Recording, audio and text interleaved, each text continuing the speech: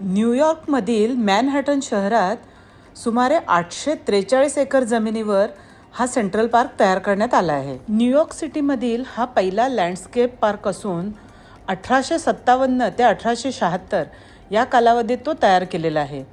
लाखो पर्यटक इथे भेट देतात.